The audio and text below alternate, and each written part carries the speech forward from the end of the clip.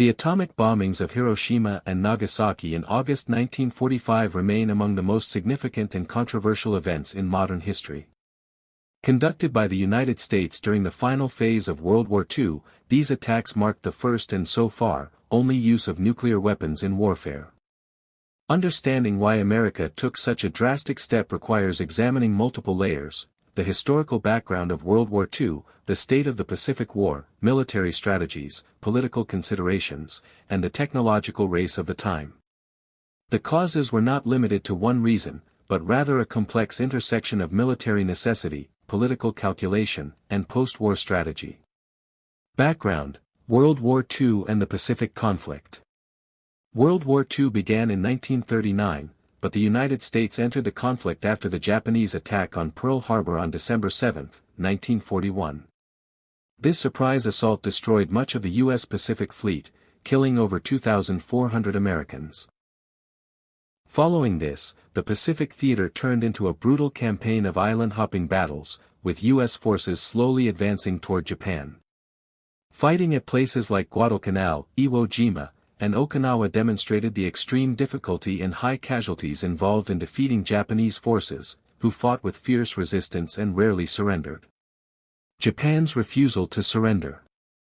By mid-1945, Germany had surrendered, but Japan showed no signs of giving up despite facing overwhelming odds. The Japanese government was deeply influenced by the Bushido Code, an ancient samurai warrior ethic that valued honor and considered surrender shameful. Additionally, the military leadership hoped to negotiate a favorable peace settlement rather than face unconditional surrender, which was the Allied demand as stated in the Potsdam Declaration of July 26, 1945. The declaration warned Japan of prompt and utter destruction if it refused, but Japanese leaders largely ignored the ultimatum. High casualties in a potential invasion of Japan. One of the major factors influencing the American decision was the projected human cost of invading the Japanese mainland. The planned invasion, known as Operation Downfall, was divided into two phases. Operation Olympic, an invasion of the southern island of Kyushu. Operation Coronet, a subsequent invasion of the main island of Honshu. Cocktail. Military estimates suggested that American casualties could range from 250,000 to over 1 million, while Japanese casualties could reach several million due to both military resistance and civilian deaths. The Japanese had prepared for a total war defense, training civilians, including women and children, to fight with bamboo spears and Molotov cocktails. From the American perspective, using atomic bombs could potentially avoid this massive loss of life. The first bomb, Hiroshima. On August 6, 1945, the B-29 bomber Enola Gay dropped the uranium-based bomb, Little Boy, on Hiroshima, instantly killing an estimated 70,000 to 80,000 people, with tens of thousands more dying from radiation exposure in the following weeks. Despite the devastation, Japan's government did not immediately surrender. Some military leaders still believed they could negotiate better terms. The second bomb, Nagasaki. On August 9, 1945, the U.S. dropped the plutonium-based bomb, Fat Man, on Nagasaki. This attack killed around 40,000 instantly, with total deaths eventually exceeding 70,000 due to injuries and radiation. On the same day, the Soviet Union launched its invasion of Japanese-held Manchuria, crushing the Guangdong Army. This dual shock, two atomic bombings and Soviet military entry, finally convinced Emperor Hirohito to intervene and accept unconditional surrender. The official justification.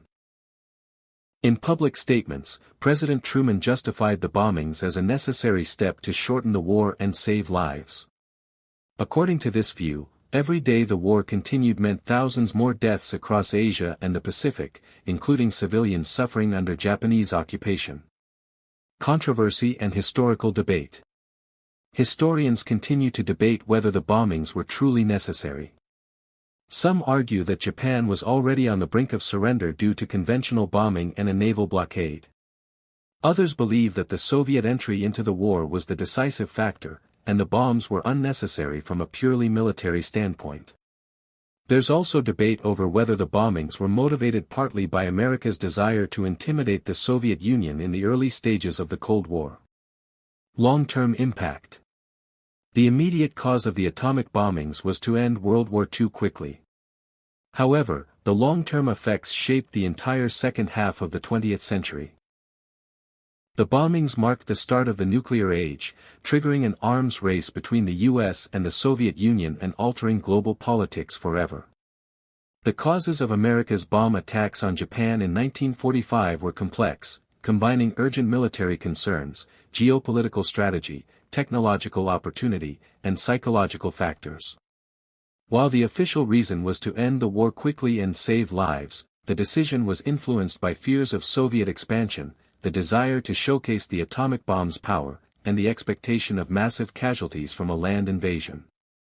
Ultimately, the bombings of Hiroshima and Nagasaki brought about Japan's surrender, but at the cost of over 200,000 lives and the dawn of the nuclear era, a legacy that continues to provoke moral and political debate to this day.